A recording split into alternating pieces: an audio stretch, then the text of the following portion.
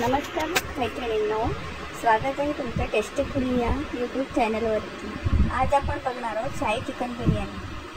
कढईमध्ये तेल घेऊन त्यात पातळ चिरलेला कांदा हा परतून घ्यायला लावलेला आहे आणि साईडला चिकनवरती लाल तिखट, हळद, गरम मसाला, धणे जिरे पावडर आणि शाही बिर्याणी मसाला, आलं लसूण पेस्ट, नंतर गरम मसाला हे सगळं घेऊन त्यामध्ये दही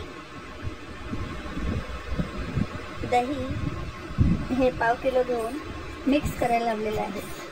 आणि हे मिक्स केलेलं दह्यावरती चवीपुरता मीठ, जसं चवीला जेवढं लागेल तेवढं मीठ आपण एक चमचा त्यावर घेऊन ते सगळं व्यवस्थित मॅरिनेट करून घ्यायला लावलेलं आहे। नंतर हे अख्खे खडे मसाले घेतलेले आहेत, तेजपत्ता, जिरा, दगडफूल, वेलची, हे जे आपल्याकडे अवेलेबल असतात ते सगळे खडे मसाले घेऊन जे तांदूळ शिजवण्यासाठी जे पाणी ठेवलेलं असेल त्या पाण्यामध्ये हे सगळे खडे मसाले टाकले। या खडे मसाल्यांना उकळ येईपर्यंत, पाण्याला उकळ येईपर्यंत ते त्याच्यामध्ये ठेवायचे। त्यामुळे त्याच्यातला खड्या मसाल्यांमधला सगळा फ्लेवर हा त्या पाण्यामध्ये उतरत असतो।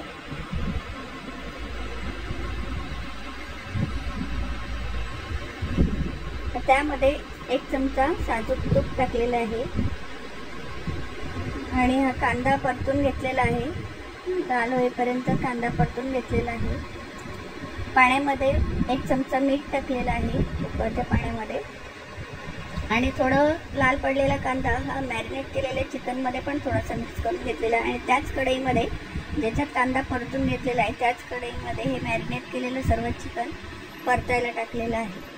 जोपर्यंत चांगलं शिजत नाही तोपर्यंत बिना पाणी टाकताच ते चिकन आपल्याला कढईमध्ये शिजवून घ्यायचं। या उकळत्या पाण्यामध्ये आता भिजवलेला तांदूळ आपल्याला टाकून घ्यायचा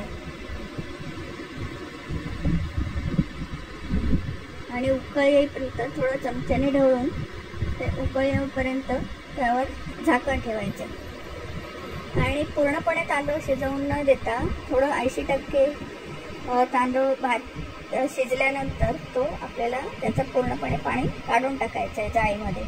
आता चिकन पण हे शिजलेलं आहे, ते काढून घ्यायचं आहे आणि आपल्याला पातेलीमध्ये लेअर लावायचे।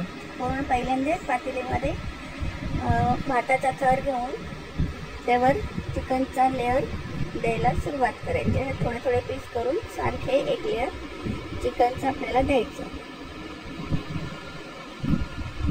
त्यानंतर सर्व चिकन सारखे लावून झाल्यावर त्याच्यावर लाल परतलेला कांदा थोडासा टाकायचा आणि त्याच्यानंतर परत आपल्याला भाताचा एक थर द्यायचा आहे। या भाताच्या थरावरती खरपूस केलेला कांदा जो लाल पडलेला आहे तो आपल्याला टाकायचा आहे आणि त्यावरती जो फूड कलर येतो थोडं रेडमध्ये आणि ग्रीन कलरमध्ये तो टाकायचा आहे आणि त्यावर कोथिंबीर, पुदिना हे चिरून आपले बारीक चिरून टाकायचे आणि त्यावर काजूचे तुकडे बारीक बारीक करून टाकायचे बिर्याणीवरती आणि स्टीम द्यायला ठेवायचे। त्यामध्ये स्मोकी फ्लेवर येण्यासाठी आपल्याला कोळसा आणि त्यावर तुपाचा हे टाकून एक चमचा तूप टाकून त्याचा स्मोकी फ्लेवर द्यायचा आहे आणि अशा प्रकारे तयार झाली आहे ही आपली शाही चिकन बिर्याणी।